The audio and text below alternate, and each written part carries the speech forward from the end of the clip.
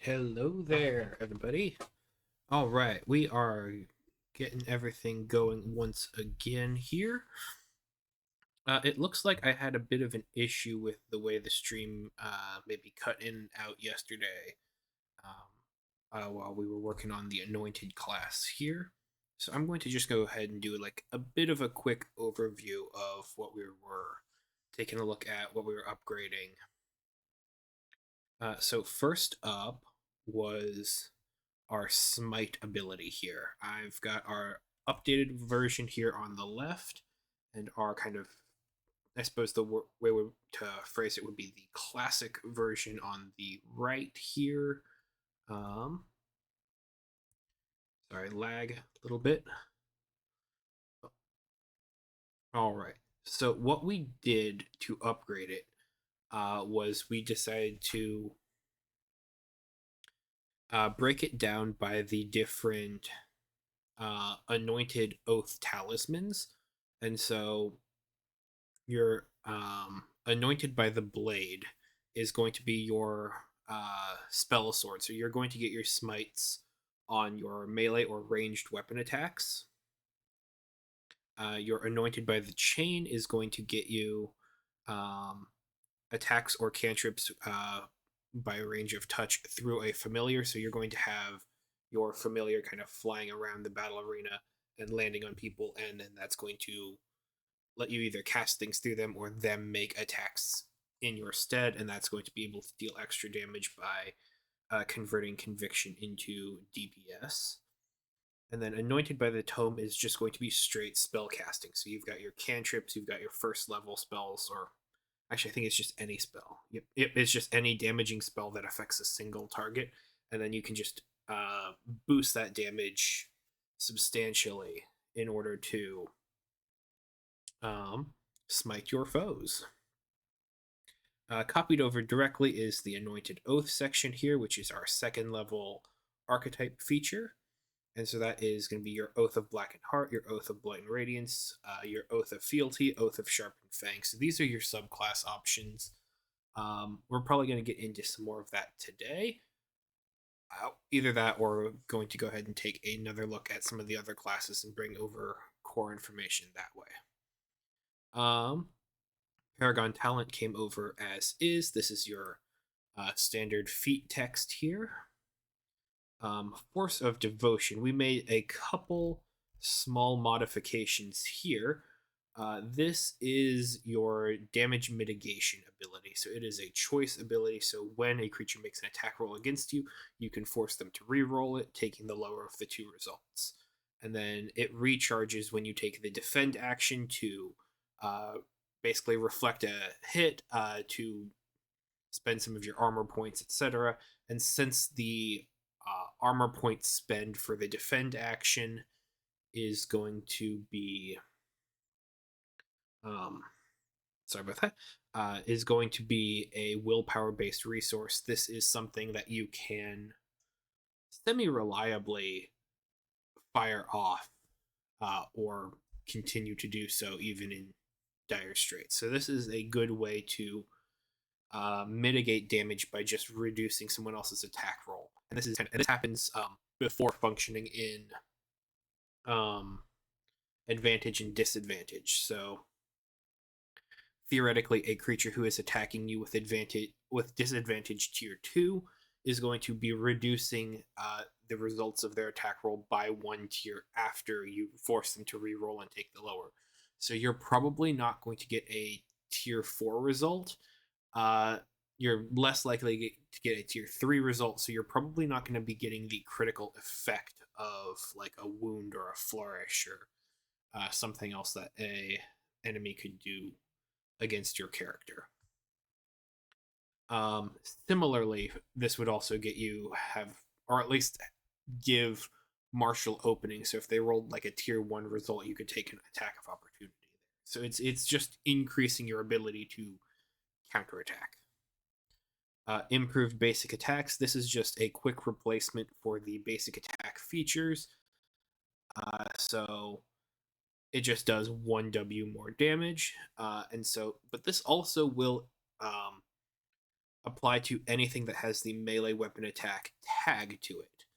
So that could be a spell that incorporates a melee weapon attack, something like a booming blade or a blade ward, not blade ward, sorry, like a booming blade or like a green flame blade in D&D 5e terms that, incorporates you making a weapon attack.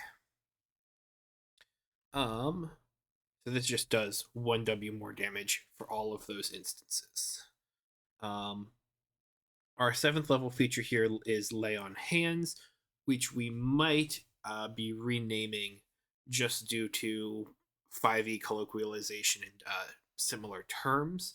But despite having the same name here, it is a different feature where you cast the spell Restoration, a hybridized form of Lesser and Greater, at a level equal to your anointed level. Since this comes online at 7th level, that means it's going to be a base 7th level Restoration spell, which should counter most things.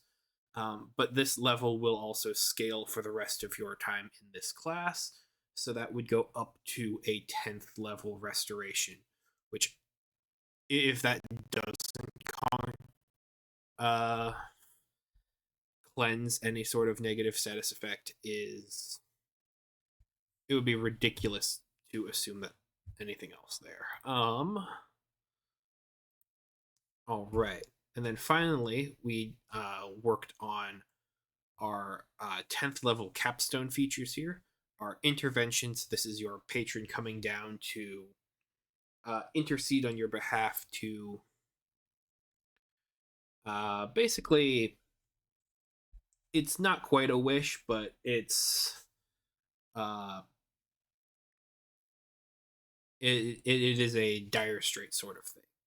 So every extended rest you take will reset this. So your first use after that, you have advantage tier 2 on your result. And you can implore your god to send their boons and and banes upon your enemies. And this is a conversation between the player and the GM to determine what the response by your patron is. In doing so, we kind of cleaned up the first use because that was originally advantage tier 3, which no longer exists. We cleaned up just advantage and disadvantage being tier 1s.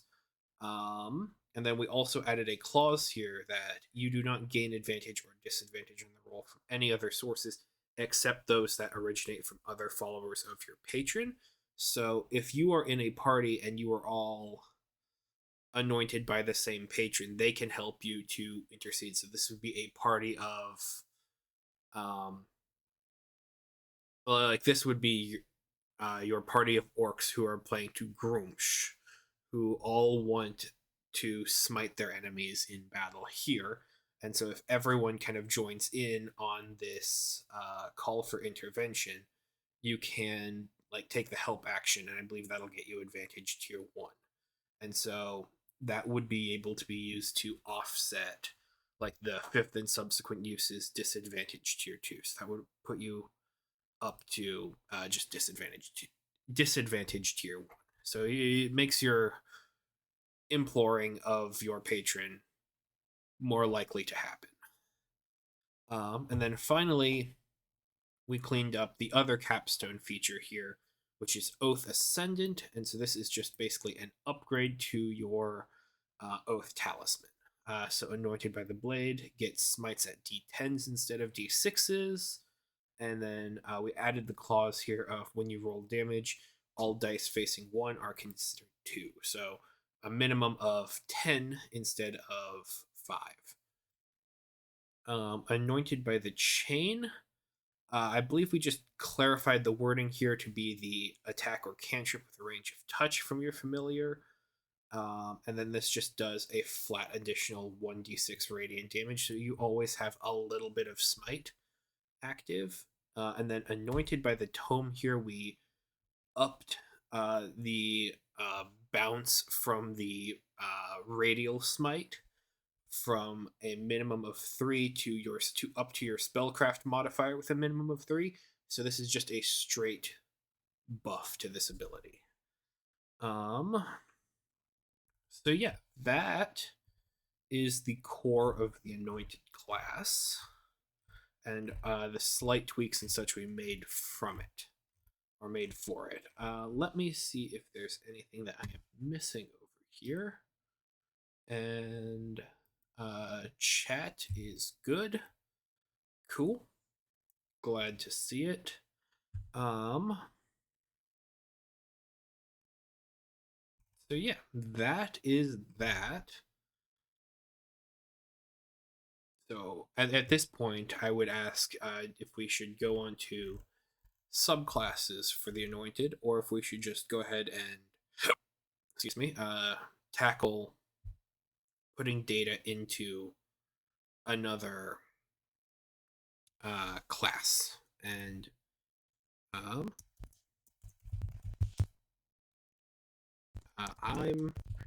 since right now our streams are on the smaller, less popular, however you want to phrase it, side of things, I guess I get to be making the executive decision here and saying let's move on to the core of Berserker class. So this is going to be our kind of barbarian. All right. So what we're going to do first here is we're going to actually copy over. We do need to update these tables and such here for the anointed. So let's just go ahead and copy that over to the Berserker here. And then we're going to go ahead and jump quickly back to the anointed here and fill out our tables. All right, so 4th level ability. We get. Oh, that's getting into some blast stuff over there. For that one. Yes, Force of Devotion improved base attacks, and these are both core, so they're going to be bold.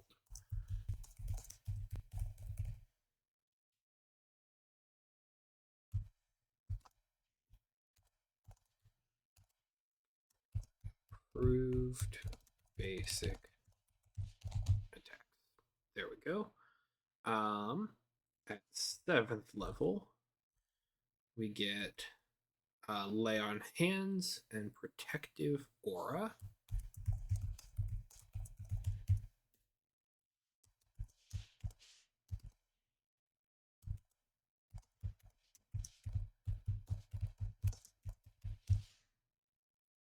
All right.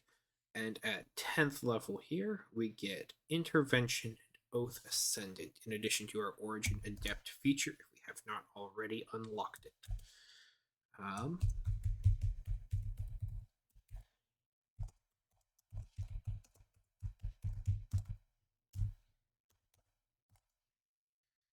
All right, so there we go.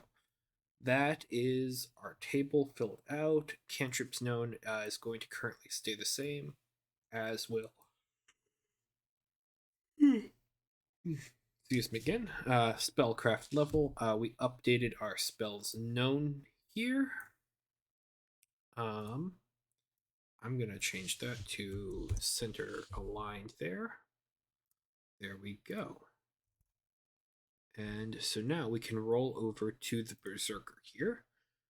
Berserker does not get these features. Well, it's okay. We're going to just kind of adapt to. All right, so Berserker. A much more, I don't know, simple class. Okay, so Berserker traits. Role, they're primarily a striker, secondarily a defender. Power source is martial and primal. Alright. As a berserker, you can focus with your strength and constitution ability scores. We do not have our nickname scheme that paladins get. This is just nice, simple, and straightforward there. Let's go ahead and remove that space after paragraph. Berserkers are a D12 class, similar to their barbarian analog in 5e. 12 plus constitution plus origin hit points. We removed recovery, so that's not transferred forward. 1d12 or 7 plus con per berserker level. Level after first. We do not get bonuses outside of our core attack attributes right now. We'll see if that changes, but right now I think that seems pretty reasonable. Armor proficiency, you get light armor and shields. And then simple and martial weapons transfers over as is. Weapon training is equal to strength modifier minimum of 1. So that is the exact same. Additional equipment. Go. All right, so this would be a berserker class features table here.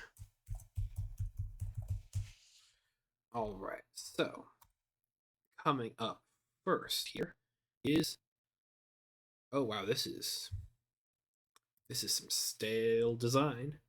That's okay. All right, so to start off with, we have Rage. Am I surprised as if that's not exactly what you were expecting, given all of the other tabletop RPGs in this same niche? Berserker's Rage, a first level feature. On your turn, you can spend 1 point of Fury to enter Rage as a minor action. The Rage lasts for 1 minute until you fall unconscious, are incapacitated, or the encounter ends, whichever comes first. While raging, you gain the following effects: damage resistances, bludgeoning, piercing, slashing, kind of standard stuff there. Enhanced movement, bonus to movement speed that increases as you gain levels as a berserker. What is with this funky? There we go. That's better. Indentations. That is not used anywhere else in this document. So enhanced movement. So we're gonna want to have some of these columns here. We're just gonna kind of empty out. And we're gonna be filling this in.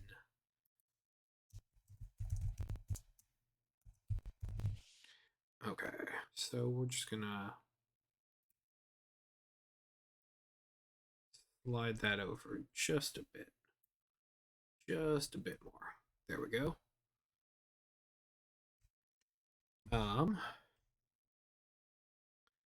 Frenzied focus. If you're able to cast spells, you cannot concentrate on them while raging. Similar to 5e. Rage damage. When you make a melee weapon attack using might, you gain a bonus to the damage roll equal to your current number of maximum of your strength modifier.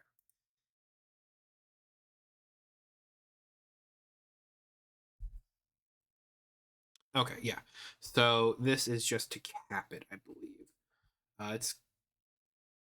I do find the maximum of your strength modifier here to be a little bit weird. That's why I'm taking kind of a pause looking over it.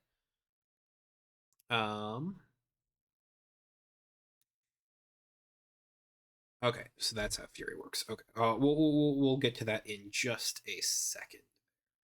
Reckless attacks. When you make a melee weapon attack, you can attack your opponent without concern for your own defense. When you attack recklessly, you roll your proficiency die twice when making attack rolls this turn. Excellent. But attack rolls against you have advantage tier 1 until the start of your next turn. Yeah, I think that is still a good trade-off there.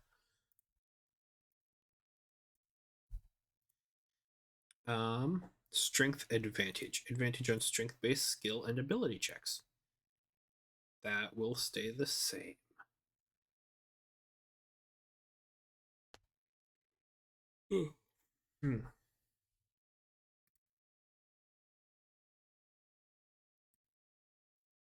Okay. So, Berserker special attacks. This is going to be our kind of core, our 4th edition style powers, as it were. This is just mostly a rider clause here in the class to say, hey, you get some bonus special attacks. Be sure to check the end of the document where they will be. You know and can perform a number of special attacks from the special attacks list equal to your charisma. Why did I make that charisma?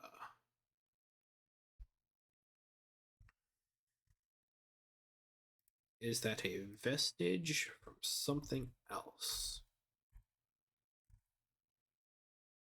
Okay, so let's think about this realistically. Berserker is a mostly straightforward class where you're going to be focusing on strength and constitution. Those are your focus abilities here. Your ASI maximums are from this are going to be increasing up to a natural ceiling of 24. Of course, that number can improve uh, otherwise. Um,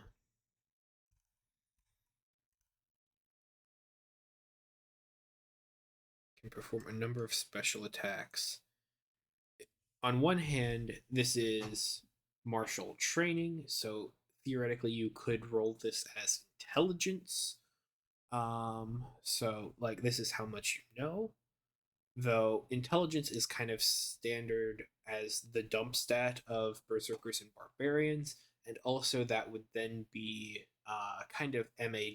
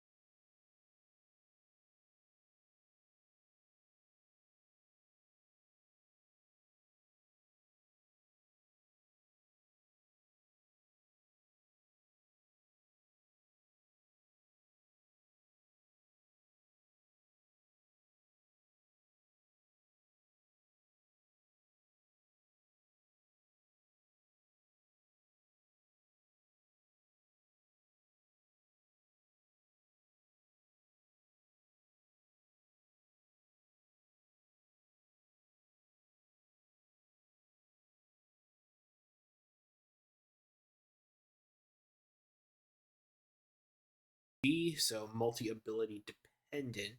So we want to avoid that here. So let's go ahead and say that this is going to be equal to your strength. Mm, it's gonna be either strength or constitution, I would think. Hear me out. Do we keep it as charisma? Just because we do have the rider text here of minimum of 3. So that's going to be 3 special attacks that you can do in addition to your whatchamacallit, so your basic attacks.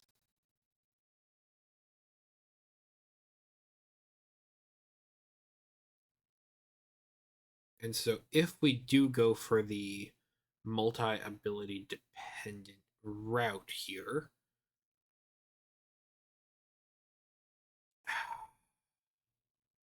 see, I'm hesitant because that would incentivize berserkers taking higher levels in charisma, which doesn't necessarily fit the class fantasy.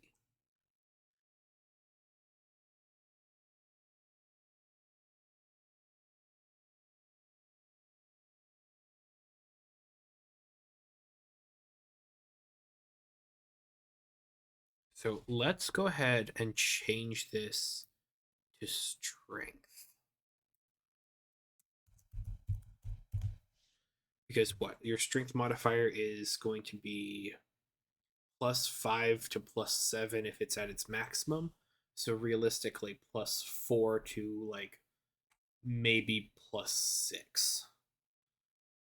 Real, honestly, even +3 to +6. So minimum of 3, maximum of 6 up to 7.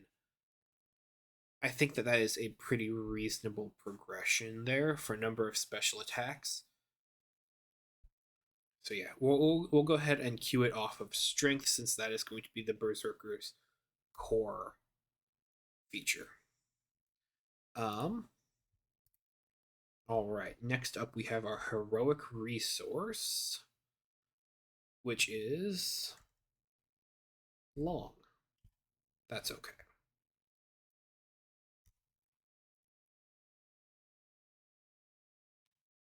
Because if I remember correctly, I quite like how this one came out.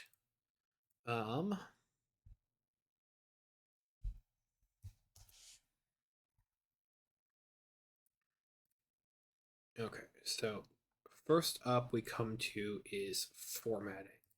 So jumping back over to the anointed here, we are going to just immediately copy the same heroic resource call out for the berserker that just style over there. Oh, that's for I put that on rage, not on fury. There we go. And then we can get rid of this tag here next to fury.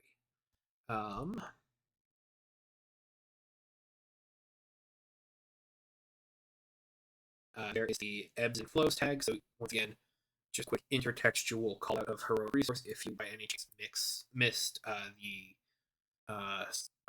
sub line here. Okay.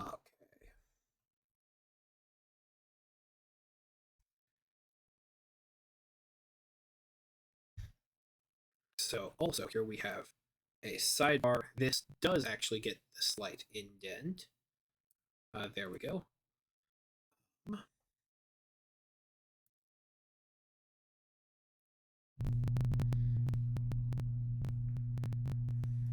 Okay. Gaining conviction and then spending conviction. We're going to change this and standardize this as expending. Are we? Yes. Spending conviction. Hang on. Yeah, synonyms. Spending conviction. And so usually I would like to do this sort of interlinear, just italicize in bold and keep that there. But given how complicated the Berserker's heroic resource is on here, we're going to have subheadings, I guess, which I really don't like.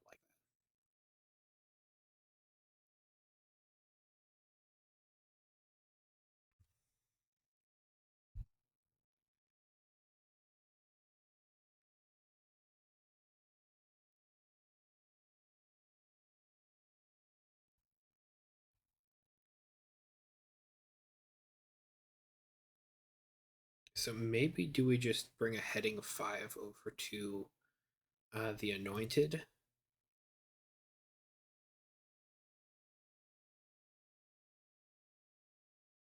Yeah, no. For one, gaining and expending, that's going to be our phrasing. So not building fury, it's going to be gaining fury.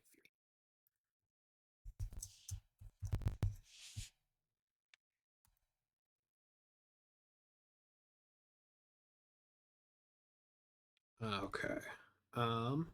Here, hang on one quick second. I do have to answer a couple messages that I just got.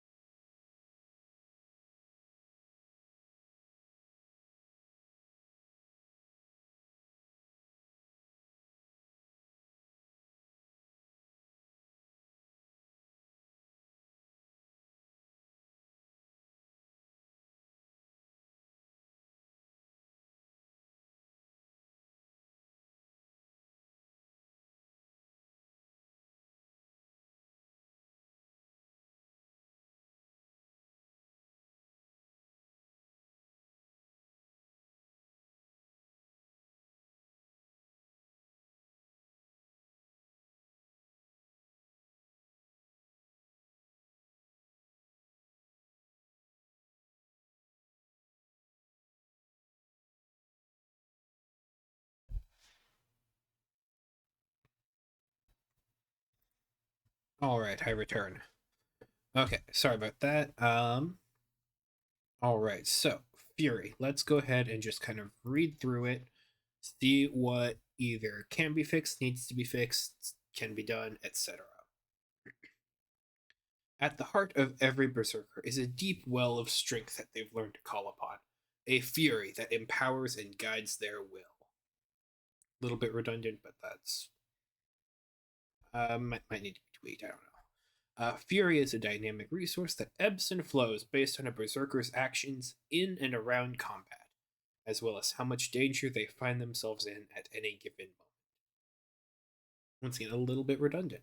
Um, a berserker's fury builds round after round.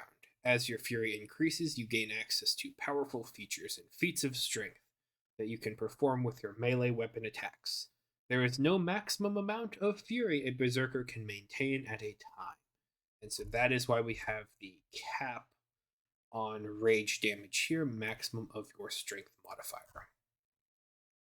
Um, Gaining Fury. If you are not incapacitated at the start of your turn, your Fury increases by 1d4 plus the number of hostile creatures within 5 feet of you that you can perceive. So the that you can perceive is our text for seeing, hearing, basically having any sort of sensual data as far as that. So that would include something like tremor sense, because that is going to be a thing that your players that your players can get access to in this game. Berserkers gain fury in this manner by being threatened. A group of enemies that share a single stat block, such as a swarm of cranium rats, count as a single creature. Then we have a sidebar here on the kind of classic counter to abilities like this, or classic exploit, I suppose would be a better way to put it. The Bag of Rats. Berserkers draw their rage from facing threatening foes, while some players may be inclined to collect a bag of incapacitated tiny hostile creatures, intending to quickly build their Berserker's rage. A too easy to hit target does not strike the same fear as a true battlefield challenge.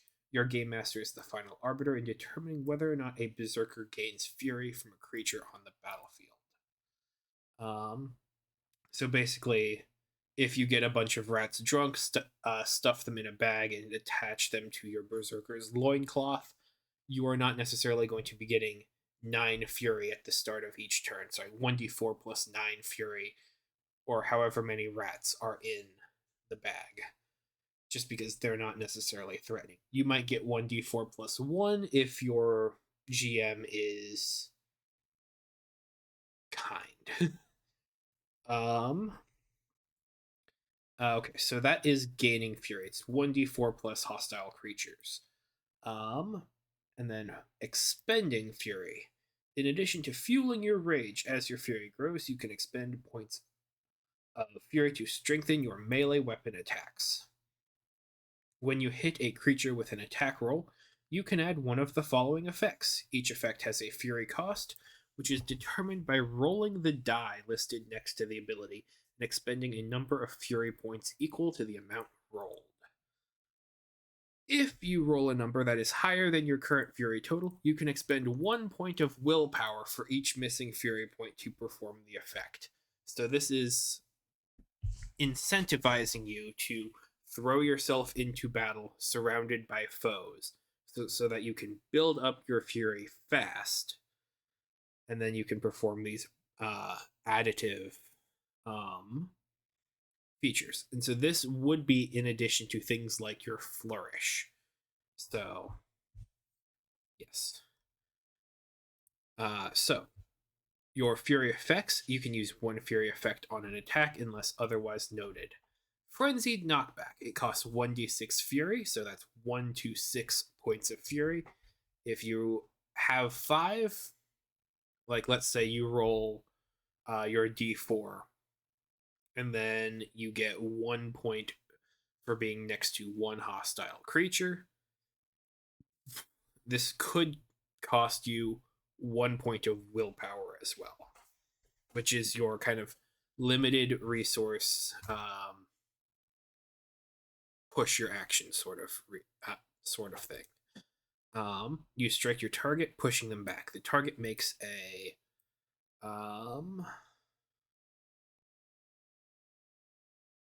okay, so this is something that we actually got rid of.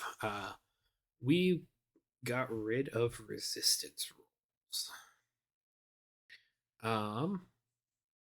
Pushing them back. The target would classically make a strength athletics resistance roll. Think of this as a strength saving throw in 5e against a difficulty rating equal to your attack roll.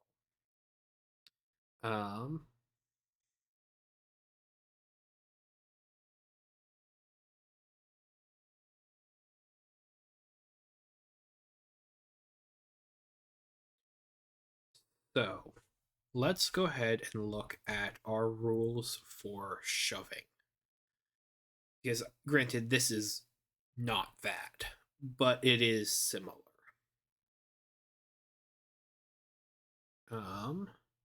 Actions.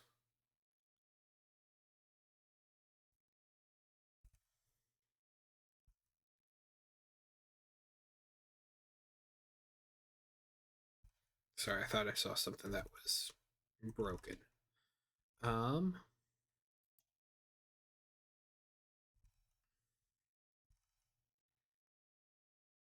All right, yes, shove action here. Okay, so you make a strength athletics check against a hostile creature and push them according to the result of your roll. For every size larger than you the target creature is, the distance they are shoved is reduced by 5 feet. Okay. So 5 feet, 5 feet, and then you can vacate, and then you can shift in and to their space. 10 feet, and you can shift 5 feet. 10 feet, and you can shift 10 feet. Okay. So this is just, instead of the shove attack being I push you and I can kind of continue moving along and pushing you there, the frenzied knockback here is I hit you and then you go flying. Um, so you strike your target, pushing them back.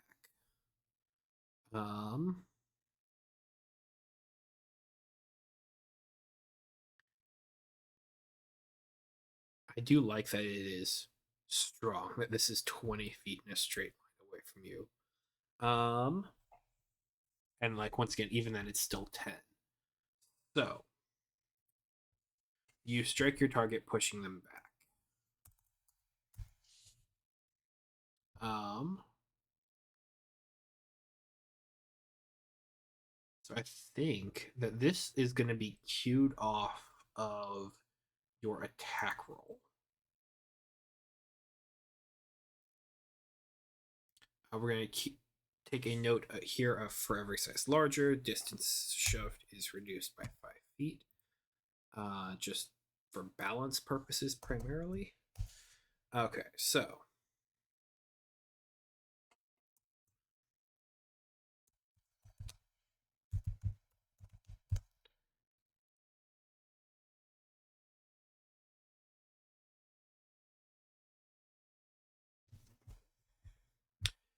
here's another option that we could do.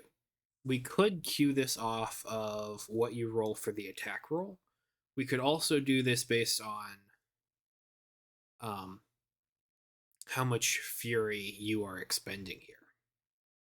However, since fury expenditure is random, and that is something that I like about it, I think it would be smarter or at least wiser to queue this off of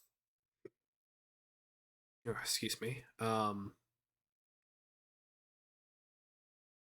your attack roll.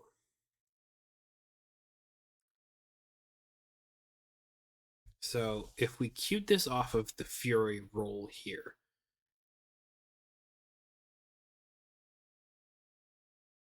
I mean, let's say you roll a 6, and what 6 is going to be 5 feet per, so that would be 30 feet. You push them 30 feet back. You might not intend to be doing that. Well, we can just fix that by putting up to. You push them up to 5 feet times the amount of fury expended as a part of this attack.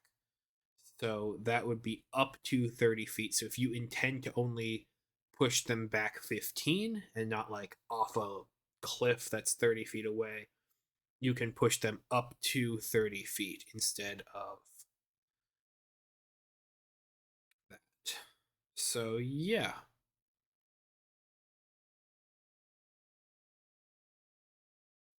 Okay, so you strike your target pushing them back.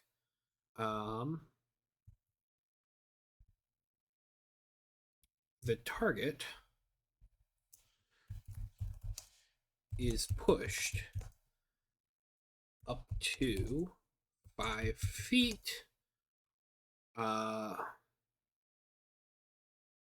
away from you in a straight line. It's pushed up to 5 feet away from you. It's pushed up to 5 feet away from you in a straight line for every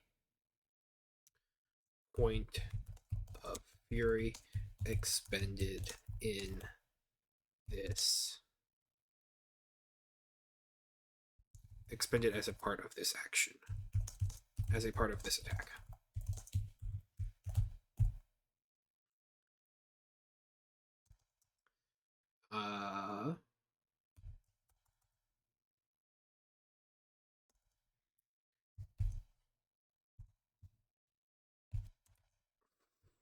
For example, a berserker who expends 1 point of fury pushes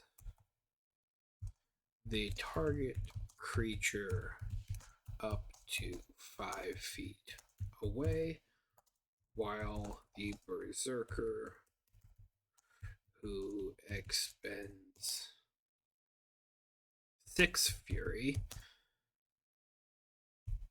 pushes the target creature up to 30 feet. So realistically, since this is bound to a d6, your average roll is going to be 3.5. So that is going to be 3.5 times 5.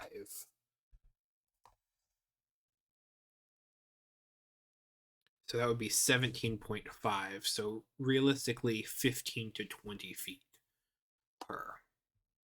And I think that is pretty reasonable.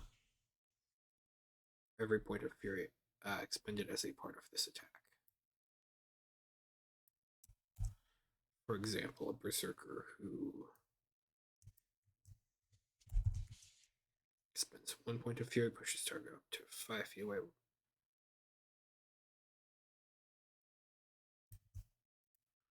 To 30 feet. Okay.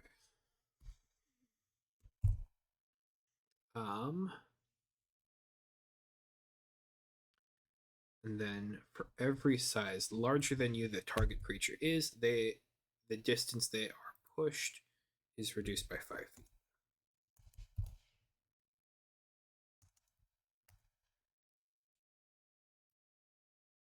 Actually, let's just go ahead and put that there. And so that way we can put our for example as its own paragraph here.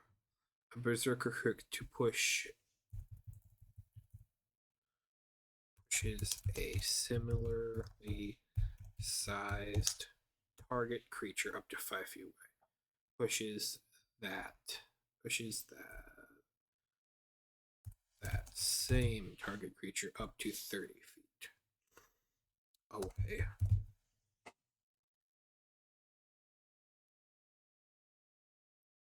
There we go.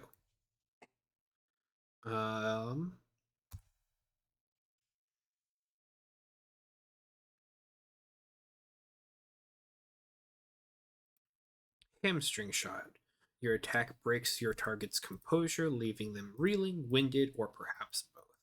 Until the end of your target's next turn, their movement speed is reduced by 10 feet.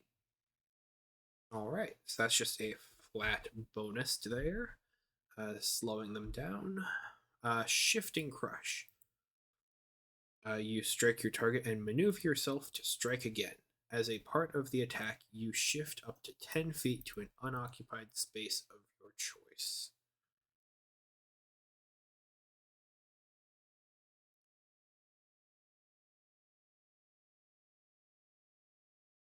Okay. And you shift up to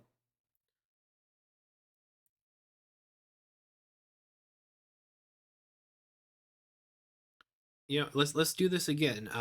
Similar to the knockback here. You shift up to 5 feet, unoccupied space of your choice for every 2 points of fury expended during this attack.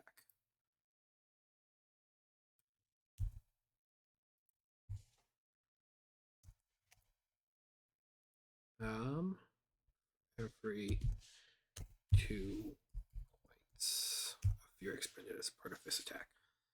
So basically, you expend 2 points of fury. You can shift 5 feet. Minimum. Actually, we'll throw in there that it is a minimum of 5 feet. Here we go.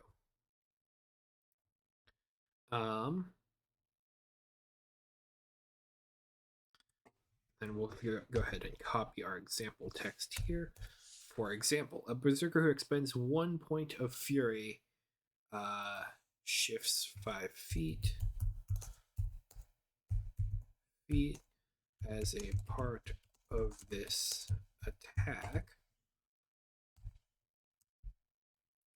while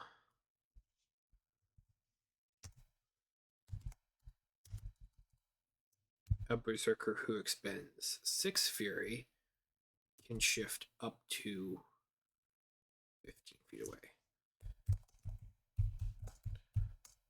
To space up to 15 feet away. Okay, so that would be 1 fury is 5 feet, 2 fury is 5 feet, 3 fury is 5 feet, 4 fury is 10 feet, 5 fury is 10 feet, 6 fury is 15. Okay, since we round down. Yeah.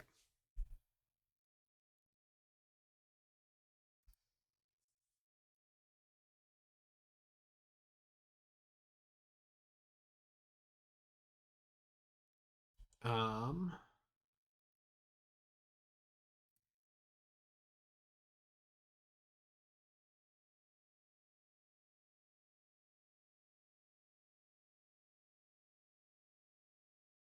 okay, hang on a second. I just realized that the way that we were actually wording this here doesn't indicate that this is based on the cost. The berserker push for every point as for every point expended in the cost of this attack. As a part of the expended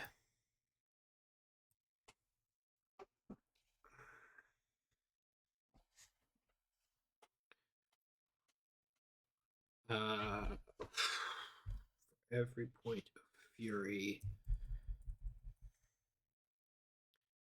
spent in this attack's cost, expended in this attack's cost.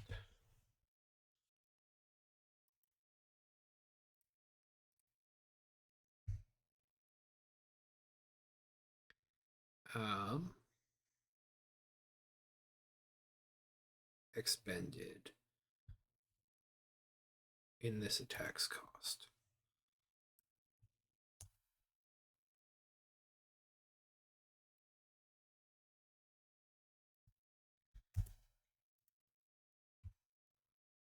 Minimum of 5 feet. Okay, there we go.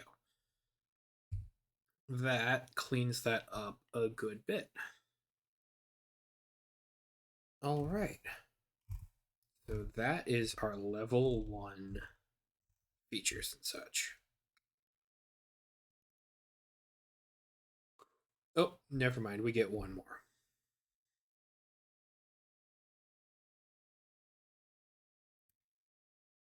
And I don't necessarily like it. Just reading it immediately as is here. Okay, so unarmored defense, first level berserker feature. You gain 3 armor points when you are not wearing armor, and add your berserker level to your fortitude defense. You gain additional arm. You gain an additional armor point at 4th, 7th, and 10th level.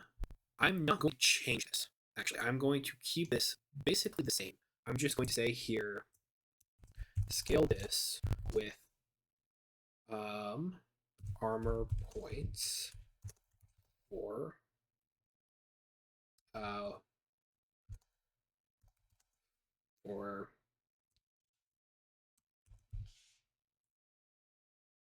uh standard issue medium armor.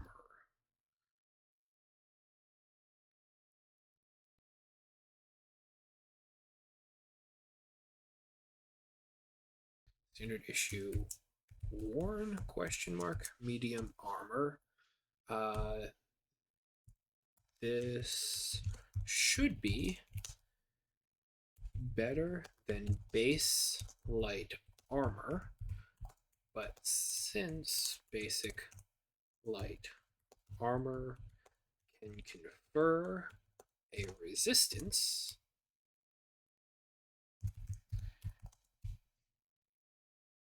it should be comparable.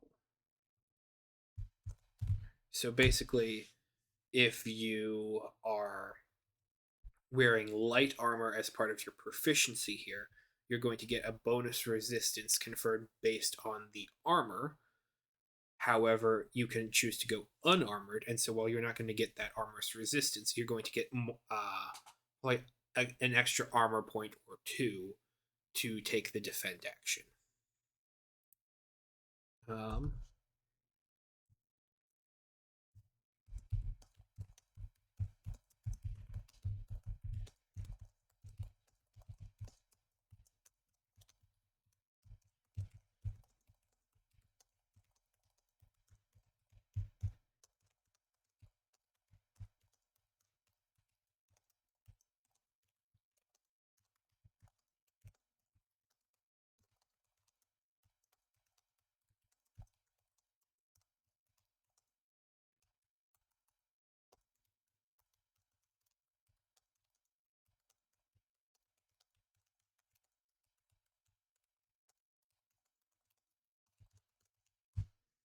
okay, there we go.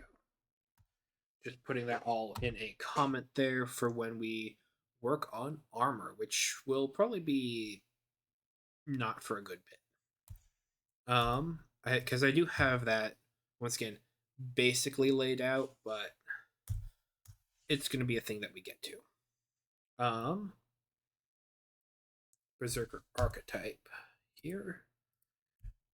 All right. So let's go ahead and jump quickly back over to the Anointed here, since this has our table. Boom.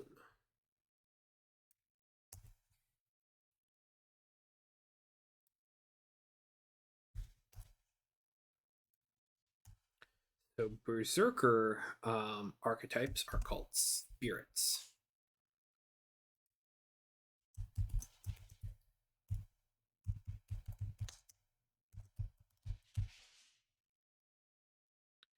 Let me go ahead and kind of clear out this text here. There we go.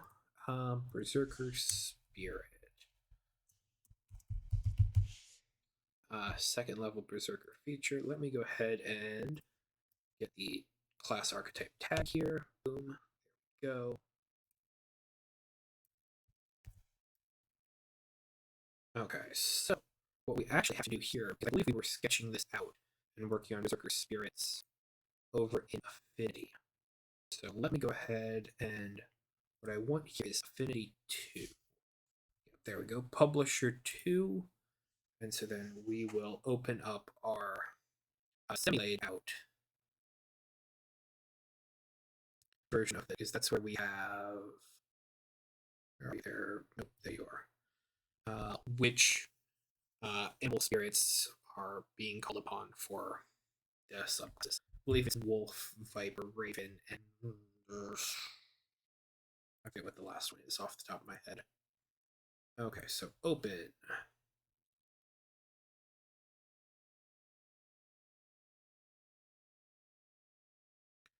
Okay, so core files here. Berserker, there we go.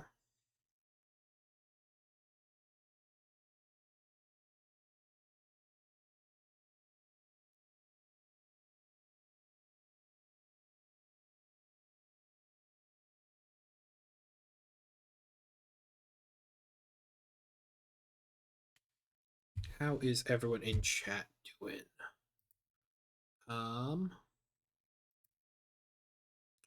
Nice.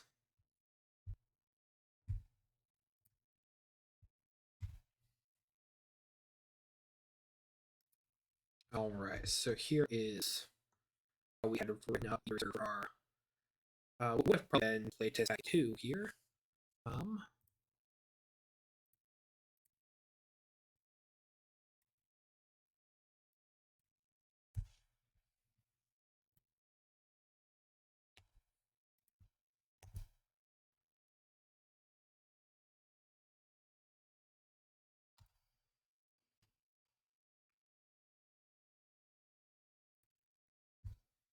All right, so playtest packet 2 here. We have our features. So this went up to no, this everything. Okay. Okay. There we go. There that information we're looking for here. Our spirits and their descriptions. Just go ahead and dock this window over here. So our first one was Spirit of the Bear. Then we had Spirit of the Raven. Spirit of the Serpent.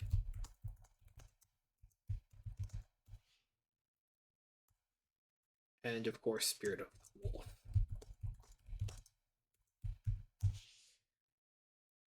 So let's actually also go ahead and add those subtabs onto our document here.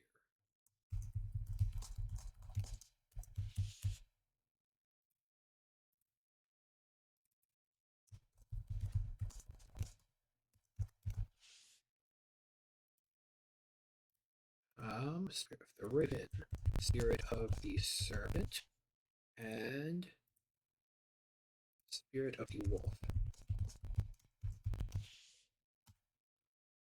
All right, roll back here. Spirit of the Bear.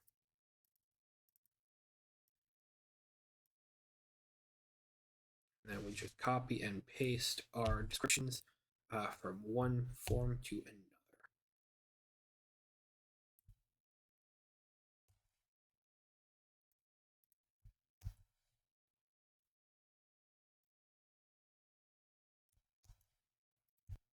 And yes, I'm going to read these in just 1 second for everybody.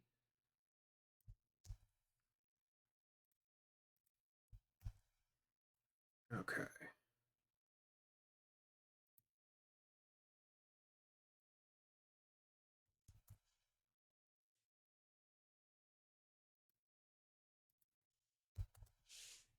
Okay.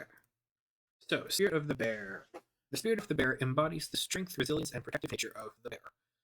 This Berserker archetype grants you the enhanced durability and ferocious might to tackle any challenge with unyielding fury and determination.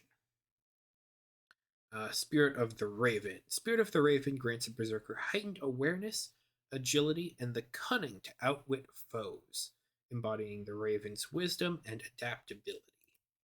This connection allows a Berserker to strike with precision, evade danger, and wield foresight in battle. The Spirit of the Serpent grants a Berserker lethal precision, adaptability, and the ability to strike with calculated ferocity, embodying the serpent's cunning and agility. Through this spiritual bond, um, a berserker gains enhanced reflexes, toxic resilience, and the power to exploit their enemies' weaknesses with ruthless efficiency. The spirit of the wolf grants a berserker heightened instincts and dogged ferocity, embodying the wolf's loyalty and hunting prowess. This spiritual connection grants a berserker an unyielding drive to pursue and overpower their foes. Good stuff. Kind of generic text. Like, once again, it's just meant to give a basic description to someone who is new to the game and looking for what subclass should we play. So let me go ahead and tab down from there, because then we just get our standard Paragon talent feature at 3rd level here. All right, and once again, going to things that have names from 5e that aren't quite the same. Woof, that is an old design. Let me see if the is better here. Yes, it is. Okay, so the old Google Doc. The reason I immediately had such a quick reaction is you gain a bonus to your reflex defense equal to your current amount of rage. When you increase your adrenaline by 1, you gain this effect again until the start of your next turn. There is a core issue here in that adrenaline is no longer a mechanic, and it hasn't been for a long time. And so that's what a lot of these streams and such is all about. Fixing things. Putting things into a new document that has all of the core information um, of the past documents that, but like, is up to date and modern. So adrenaline is not a mechanic and has not been for a long time. It was basically rolled into willpower. Um, so our laid out version here has danger sense here. You gain a bonus to your reflex defense equal to your current amount of fury. To gain this benefit, you can't be blinded, deafened, or incapacitated. So we're going to copy that version over. We're going to copy the old one in first just so that we can get the formatting. But that is, a bit of a blast from the past here. I'm showing just how out of date these documents are and can be.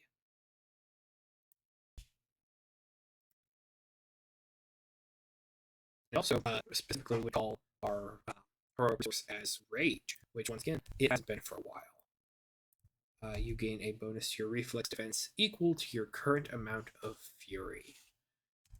To gain this benefit, you can't be blinded, deafened, or incapacitated. There we go. So basically, the more rage we have, if we take an attack targeting our reflex and take the defend action, the more rage we have, the tankier we get.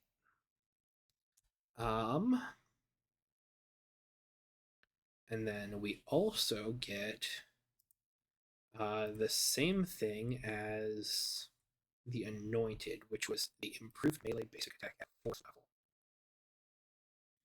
Why do we only give them melee? On one hand, the classic Berserker does not. It's not a ranged class. So that might be why we only give melee basic. Let me check. We would only basic attacks. So we include both. Well, I'm going to default to this here because that just makes more and better sense to me. So I'm going to go over to the Anoint here. Just copy this over. And I believe actually the Berserker gets another level of this later on. So it's not just improved. We later get what I would call an exalted basic attack. So that's just, once again, it's another 1D, a 1W, but like that means instead of 2 3 3 4 or 1 2 2 3, it's 3 4 4 5, which is strong. So yeah, there is that. As is. Okay, brutal critical. What is this? When you score a critical hit against an opponent, your hit deals an additional 2d6 damage before applying any flourish. Increases to 3d6 at 10th level. Yuck. That is gross. That's so gross. We got rid of it entirely.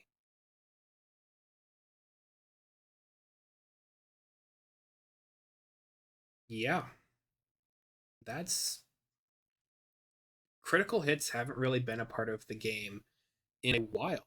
And so, again, this is a vestige of how old Berserker text in this document is, because critical hits don't exist. So what replaced a critical hit in this system is the flourish mechanic.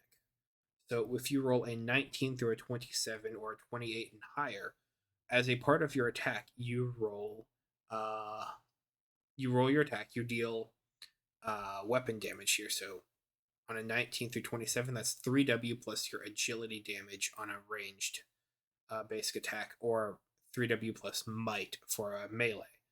And then you perform a flourish. This is something that is determined by the weapon if you are trained in it. And so typically, at base level, you always get a flourish called Wound, which increases your damage by, I think it's 1W. So realistically, this is 2, 3, 4, 5 if you just wound. And so that would mean that an exalted melee basic attack would be 3, 4, 5, 6, which it's a lot. Um, but a flourish can also be something like the target is now grappled if you're attacking with like a whip, or you can disarm someone with a dagger or a short sword or a sai or something like that. And so flourish is not always just wound, which is our stand-in for a critical hit. It can be more flavorful things. So I believe we would call them originally like critical effects. So yeah. So brutal critical died, and I'd say rest in peace, but no, it doesn't deserve that. Um, so what was kept here is Undying Rage and Devastating Strikes. So it looks like I didn't have the Exalted basic attacks here, which sucks. So we're gonna put that in. Undying Rage. Your rage is so fierce that it ends early, only if you fall unconscious or if you choose to end it. Likewise, as you're raging, your indomitable fury can keep you fighting despite grievous wounds. If you drop to 0 hit points while you are raging and don't die outright, you make a target number 10 Constitution Endurance check. If you succeed, you expend 1d4 fury and drop to 1 hit point instead. TN increases by 5 each time you use this feature after first. Short or long rest, TN resets to 10. Dang, I really like this ability. um, okay, so we got rid of target numbers. That's the thing that's kind of throwing me for a loop here. Target numbers aren't a core part of the game anymore.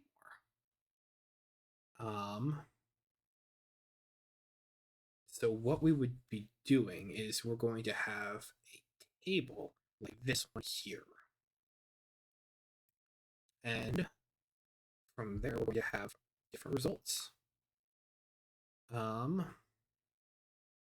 So, Undying Rage. I'll just do a quick look of making sure that these two are the same ability. Likewise, as you raging, red TNT. Yes, it is the same. Okay. So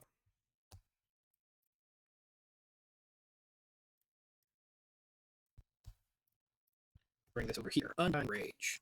Level 7 Berserker feature. Your rage is so fierce that ends only early if you fall unconscious or choose end. Likewise, as you are raging, you can make an endurance constitution check.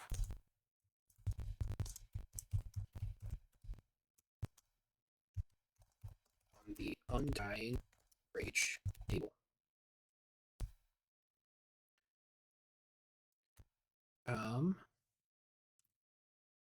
And so this is actually going to be similar to what we had with the Anointed with the whatchamacallit, intervention. So hang on, let me go ahead and pull that. Is this the same document? Let me just go ahead and duplicate this page, bring that over here just so we can have it as a reference.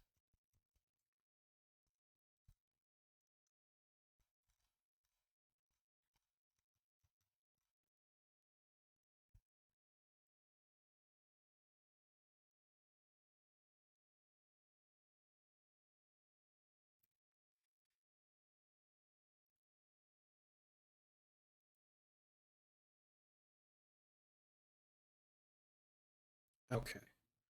Over to the berserker here. Um. Okay. Make an endurance constitution check on the undying rage table. Result is going to be undying rage.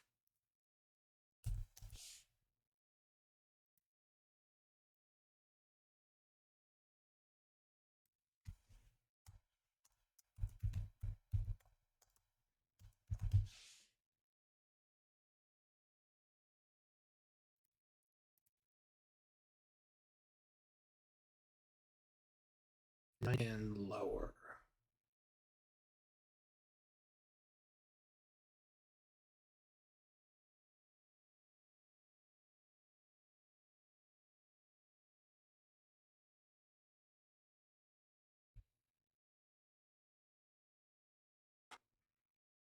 Okay,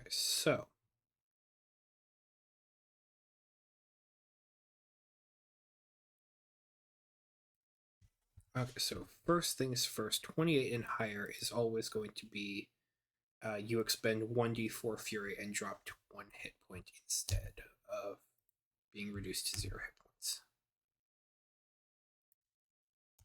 You expend 1d4 fury and drop to 1 hit point instead of falling unconscious. Nope. Instead of being reduced to 0 hit points. Because this also, as far as being outdated, has you falling unconscious at 0 hit points, which is wrong. Once again, if you're coming from 5e, it doesn't seem wrong. For this game, it is. Dying is better. It's just better. Dying when you go to 0 hit points, you start taking hits to your willpower. And once you've burned through all of your willpower, you start burning through your fatigue. And then once you've burned through all of your fatigue, then you die. And I believe as a clause within this, you can choose to fall unconscious at any of these points here. But basically, it's a last stand. Like, you can tank a few more hits, but like, and since willpower and fatigue come back at different rates, these wounds will last longer. And so, like, if you push yourself to the brink of death, if you push yourself to fatigue 5, and you barely make it out of a battle alive, you're going to need to spend several days recovering all of your levels of fatigue before you can do that again. And so, what this ability does, Undying Rage, is it just keeps you from going into 0 hit points. It keeps you from expending your willpower or fatigue to stop yourself from dying.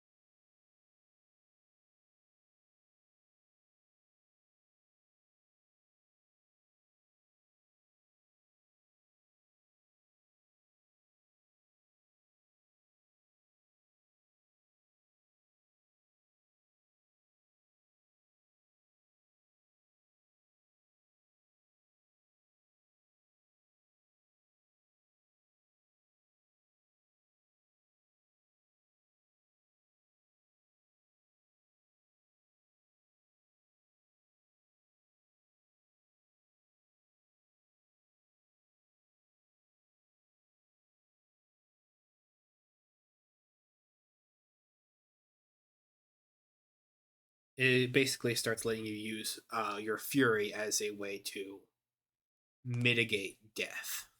And that's very similar, actually, to our fury maneuvers at first level here, because if you can't spend that fury, you start spending your willpower. And so it's consistent spend the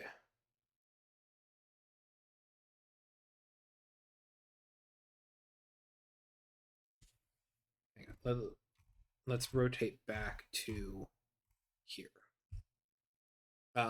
If you roll a number that is higher than your current fury total, you are reduced.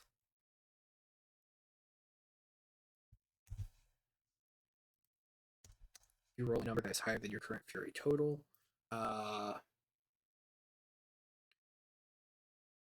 you if you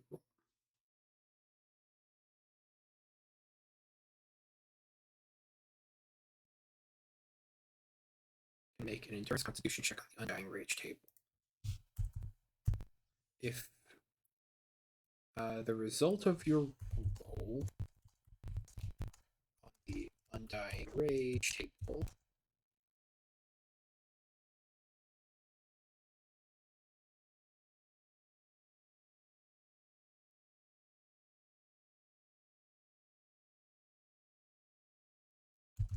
as you roll to expend fury, that is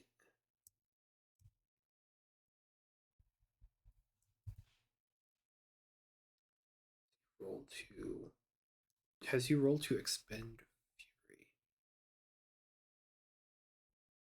as you expend an amount of fury that is higher than your current fury total, you are reduced to 0 hit points.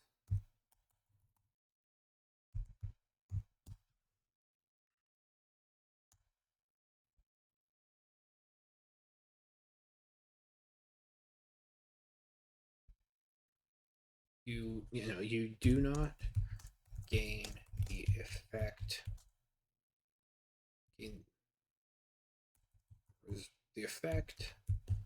of the undying rage table and are reduced to 0 hit points.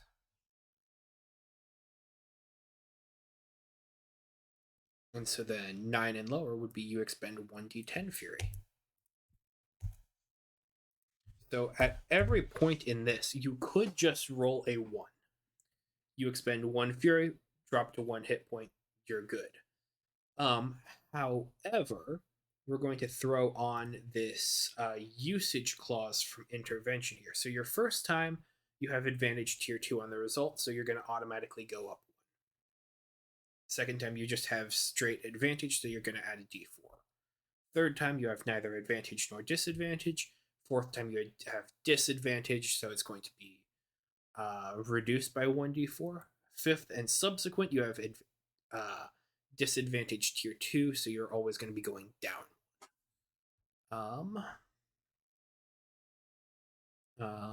Okay.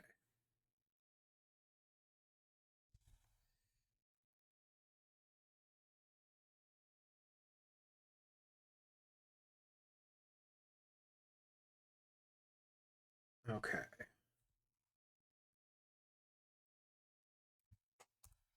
Each time you use this feature, so the difficulty increases. So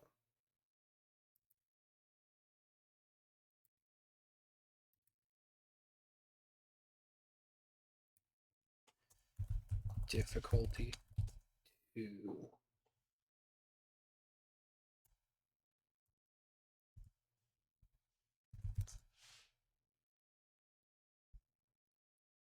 The fatigue of battle wears on you.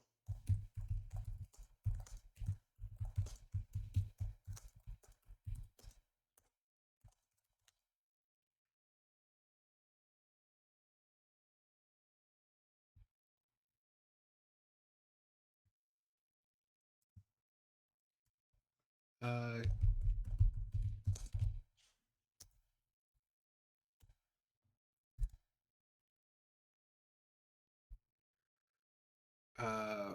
Continues to where are you?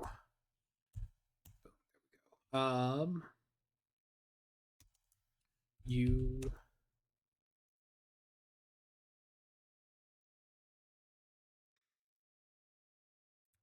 berserkers who use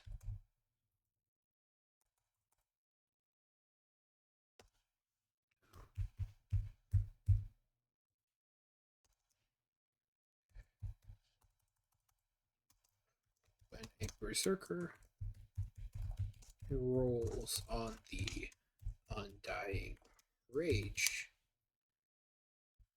table, they gain a boon or bane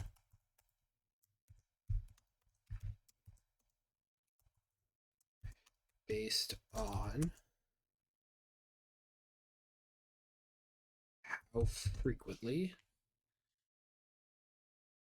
they they get apply a bonus to the roll from the table below since your last extended rest.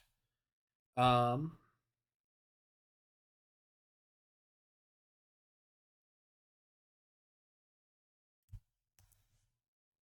so do we clock this on an extended rest?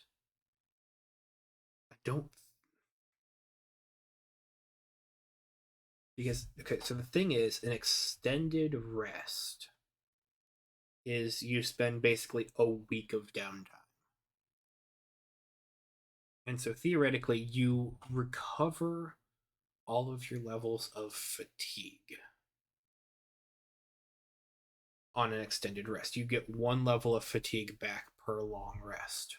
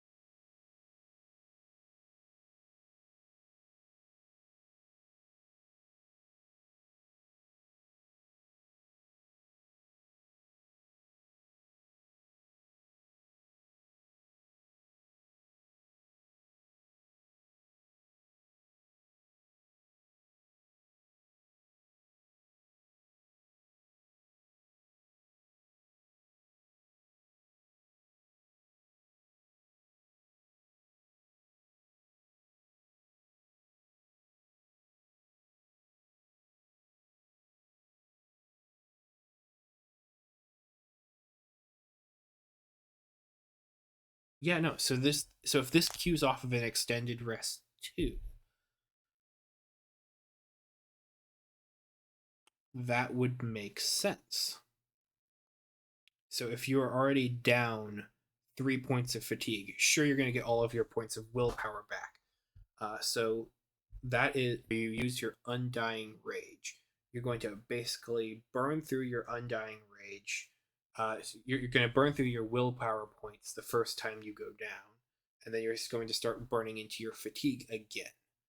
Um, undying rage is going to stop that, but your undying rage is going to get harder throughout until you take an extended rest, at which point you will get all of your levels of fatigue back, at which point you will get all of your bonuses to undying rage back.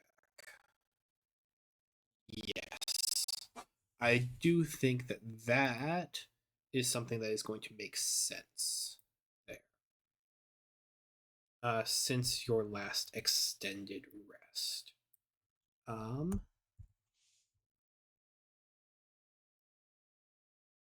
Uses. Boom. There we go.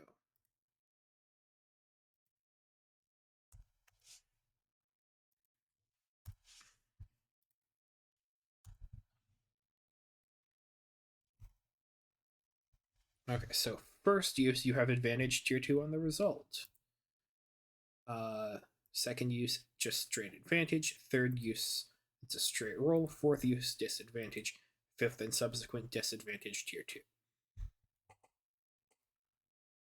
And then if you can't expend that amount of fury, you are reduced to 0 hit points. And so these values here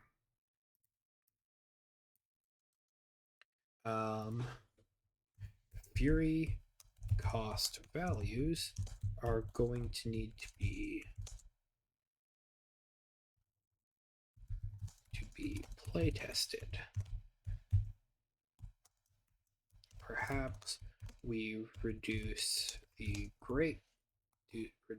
T4 success to 1 and decrement the die from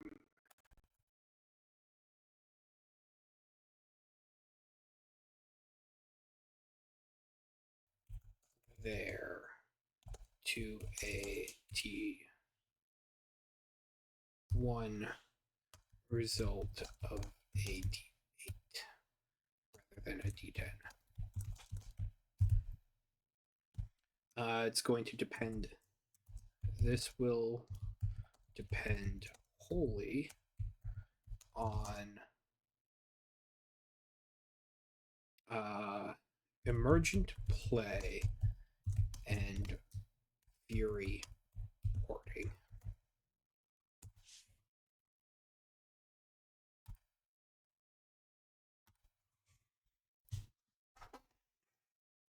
Okay, so there we go. That is a different version of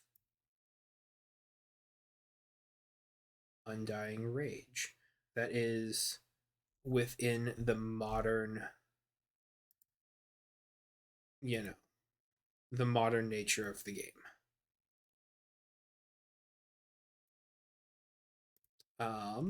And so finally, what we have for the classic Berserker here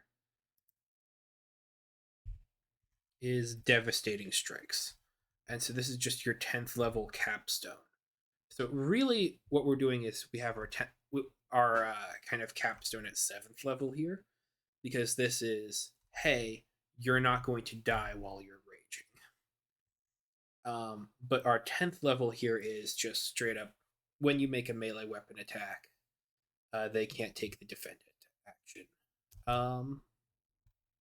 So I don't think we're actually going to include the Exalted Strikes, because I think that this is good enough. I think that would be too much. So is there going to be a class that does get that? I don't know. Because once again, we're going to have to see. We're going to just make a note about this. Possible add-on feature for capstone exalted basic attacks, which is the same as improved basic attacks, but plus 1 W.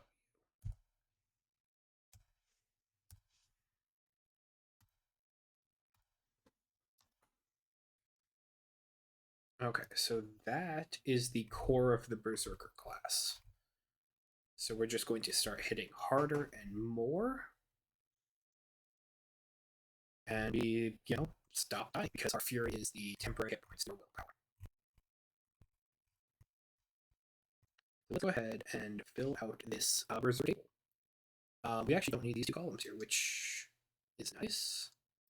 Let's just go ahead and delete those. So then this goes out to, I believe it's 6.5. Usually something like this would genuinely bother me. But since this is just kind of a intermediary temp document before we do the actual layout, I'm not going to be as crazed about it.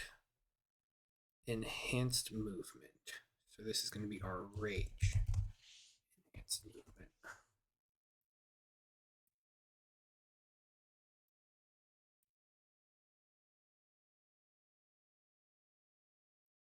No, we can get rid of the word rage there.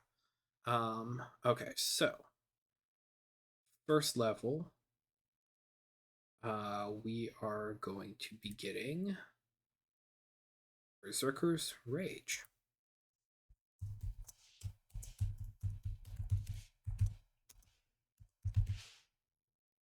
And we are getting Berserker Special Attacks.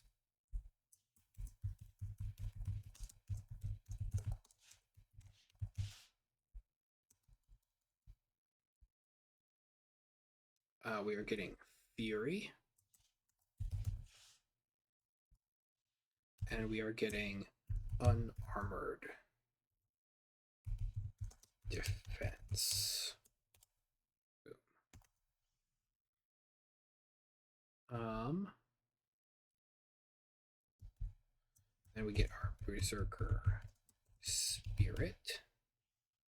And this is also going to change to Berserker Archetype feature. Honestly, that should just be Berserker Spirit feature.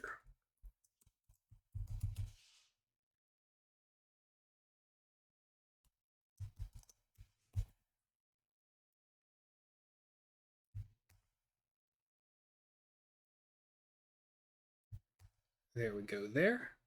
At 4th level, we get Danger Sense and improved melee and improved basic attacks.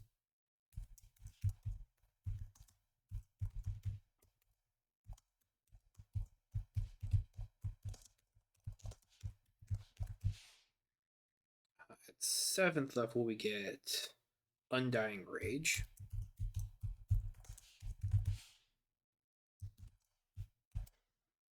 And at 10th level, we get Devastating Strix.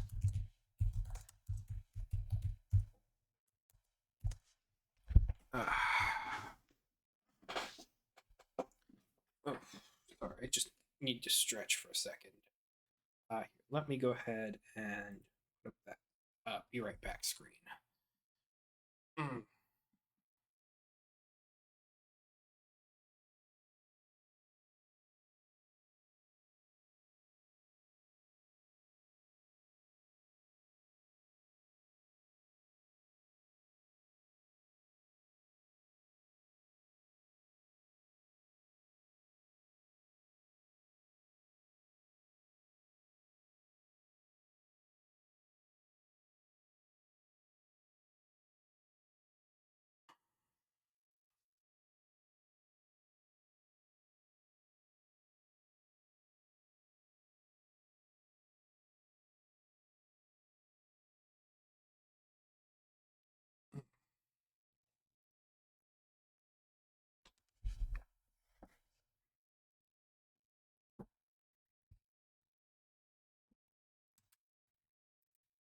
All right, and we are back. Sorry about that. So let's go ahead and just kind of quickly take a look to see if we figured out what our enhanced movement speed is going to be for while we are raging. You get a bonus to your movement speed that increases as you gain levels as a berserker. So no, we did not. So that gives us a little bit of freedom here. So if we look back to something like the Anointed, we do have a pattern that we use of 1 1 2 2 2 3 3 3 4. So first, second, second, second, third, third, third, third, and fourth. So I think we're going to take this pattern here for our spellcraft level. Just kind of copy and paste here over to the berserker. So this is going to be kind of a thing that is standardized just as far as progression goes. I did the math for a while back and it actually does work pretty well. So this is going to be 5 feet. So yeah, 5 feet, 5 feet, 10 feet, 10 feet, 10 feet.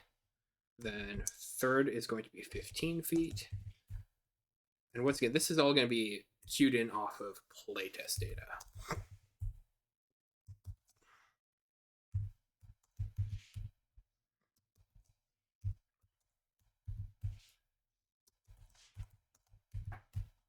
Okay, so basically while you're raging, your movement speed can almost double, which that might be a problem.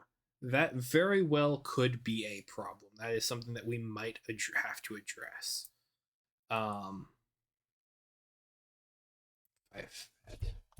There we go. And so we'll have to just kind of see, and we're gonna have to kind of play it by ear a little bit. So let's go ahead and for one, remove spacing on the table there, so that there we go. That looks so much better. Why does this still look like it has that? Okay, I guess it's just buffers on the table itself. So let's go ahead and jump actually back over to the anointed here, because it has a similar issue. So anointed archetype here, this is going to be our anointed oath. Then instead of saying archetype here, we're going to just also say oath.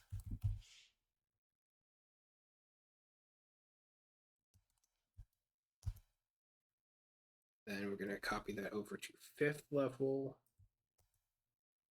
and 8th level. And we're going to condense the table by getting rid of all of that unnecessary spacing. Remove space after your paragraph. There we go. That looks so much better. Back to the berserker here.